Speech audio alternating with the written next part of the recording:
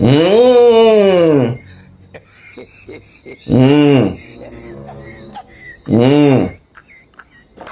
Mmh. Salut, papa ado. C'est ton fils. Papa, je viens ce matin car il y a plein de choses à dire. Papa, ça va vraiment pas dans le pays. Et moi-même, là, quand j'ai attendu ça, là, papa, moi-même, j'étais vraiment découragé. Des informations affirment que la Côte d'Ivoire aurait perdu environ 127 milliards entre février 2025 et février 2026. 27 licenciements parce que le Burkina Faso a tourné dos au port d'Abidjan. Ouais. Ce sujet-là, je l'avais déjà abordé. Mais quand même, c'est jetons qu'on perd.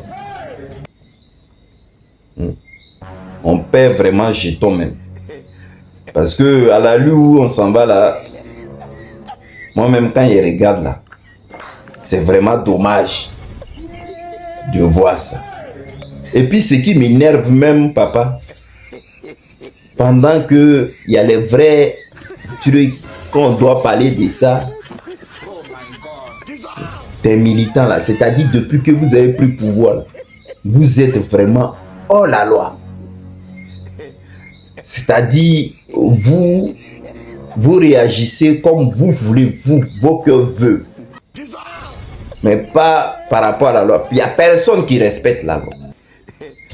Vous voyez l'argent qu'on perd au port, ça fait 1.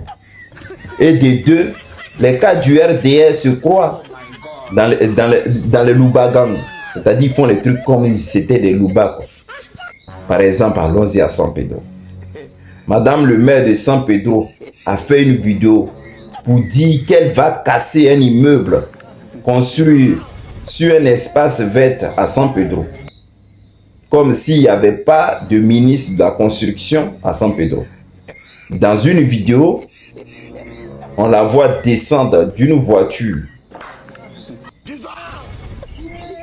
Non, dans une vidéo, on la voit descendre d'une voiture avec la plaque illégale que vous-même vous regardez là. La photo est là-bas, vous-même vous regardez. Avec la plaque illégale WW pour menacer le ministre des Transports. Vient, menace le ministre des Transports. Vient à son tour de la mettre en garde à travers un communiqué. Ouais, pays là c'est fort. Ouais. C'est-à-dire, ils sont entre eux, ils font la loi. Et la pluie et le beau temps en Côte d'Ivoire. Le RD est une vraie calamité. C'est-à-dire, vous là, sur vous là, le maire sort, et puis le ministre des Transports, et puis c'est 40 maintenant. Là, tu peux faire quoi? T'as plus de bras longs que qui? Ouais. On a mal fait même de nous mettre à dos avec tout ça là, tout ça. Côte d'Ivoire là même aussi est mélangé. Côte d'Ivoire là est mélangé. Tu sais même pas où mettre la tête. Côte d'Ivoire là est mélangé. Là même où nous sommes assis même, on peut même plus parler. Parce que si tu veux parler là, comment tu vas t'en sortir? Depuis 2011 aujourd'hui, seuls les ex-rebelles enrôlés dans l'armée régulière ont eu gain de cause après une revendication de plus de 14 milliards de nos francs CFA ont été mobilisés. Chap. Pour donner chacun de 12 millions. Ils étaient au nombre de 1200. Qu'on avait promis pendant la guerre, une villa et 5 millions. Et une intégration dans l'armée régulière. En cas de la victoire, selon eux-mêmes. Les docteurs ont essayé. On va pas se mentir. C'est-à-dire ceux qui posent la loi. Sujet le sujet, ce que je suis en train de dire, c'est les faits. Les docteurs là, ils ont essayé pacifiquement de marcher. On les a attrapés, on les a mis en prison. Les enseignants ont réclamé leurs jetons. On les a pris, on les a mis en prison. Des fonctionnaires et des agents d'État ont essayé de marcher aussi. On les a pris, on les a mis en prison. Les étudiants même, on n'en parle pas. Gaz lacrymogène, quand ils réclament, et on les met en prison. Les dockers ont gesté. Matraque et licenciement vont les dégoûter. C'est dans ça là que les gens avec eux nous sommes. Vous avez vu, non? Vous avez vu? C'est-à-dire, ils font les trucs à la va t'asseoir. Et puis, tu peux rien créer, tu peux rien dire. Ah, si tu essaies de parler, toi-même, tu sais qu'est-ce qui va t'arriver. Moi, si c'est pas la honte seulement là. Et ils n'ont pas honte même, les gars du RD, ils n'ont pas honte. Les gars du RD n'ont pas honte. Ils n'ont pas honte. Si la honte pouvait tuer là, il y a longtemps, ils avaient fini à ça. Mais ils n'ont pas honte. Ah, d'accord. Nous on est assis, nous on vous regarde. Parce que nous on ne peut pas parler. Maintenant, vous avez créé vos policiers là contre l'opposition. Si tu es il faut aller ouvrir ta bouche là-bas. Et puis, il faut dire quelque chose. Tu vas voir ce qui va t'arriver. Vous mettez les gens dans les fonctions, ils n'ont même pas de diplôme, ils ne savent pas lire, ils n'ont aucun respect même envers un civil. Toi, tu prends arme et puis tu vas donner un illettré. Les droits même à l'armée, là, ils ne connaissent pas et puis vous les donnez comme ça, les armes, ils n'ont qu'à aller. Ils n'ont qu'à aller, ce sont eux maintenant qui nous gouvernent et puis ils font comme ils veulent. Ils n'ont même pas la notion, le respect des gens. Il y a quelqu'un qui a raconté une histoire là que je vais vous raconter vers la fin. Avant que je vous laisse.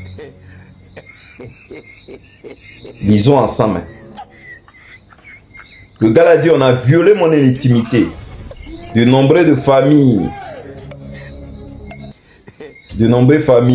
familles, très tard dans la nuit, en cassant les portes des maisons, accompagnés des gendarmes armés, comme si c'était l'État, comme si l'on était à la recherche de Ben Laden, pour arrêter ceux qui ont appelé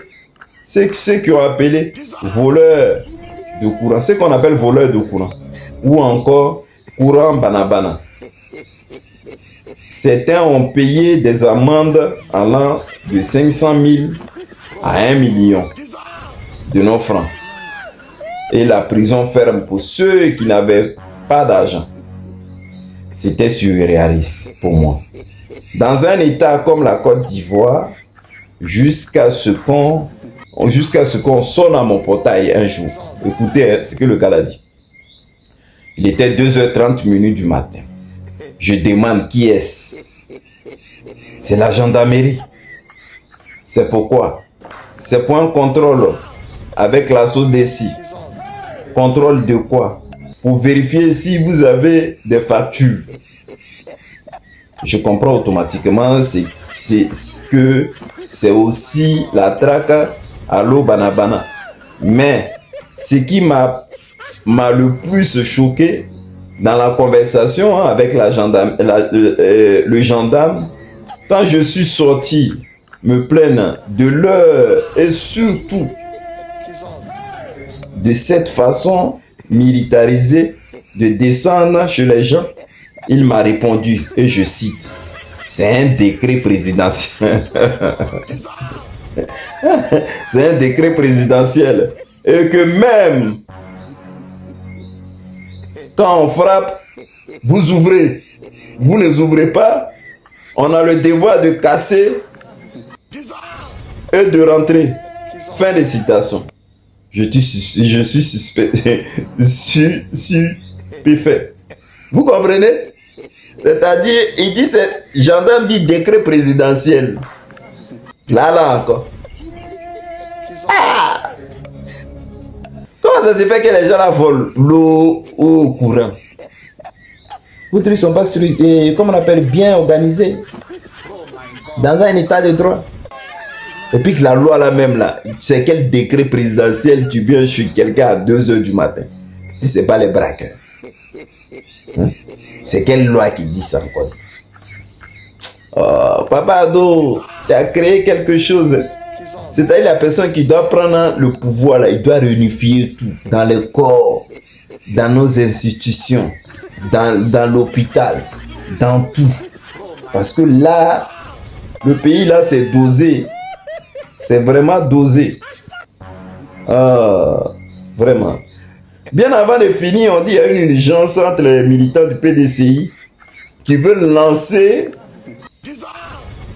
une pétition pour chasser définitivement Valérie Yapo du parti. À Manière, il n'y a pas pitié. Ah, d'accord. En tout cas, chasser là, parce que c'est elle fatigue les gens. Elle fatigue même. Je ne sais pas, c'est une vraie go en nuit. Si vous pouvez la chasser. Papa Ado te fait un gros bisou. Bonne journée. Bye.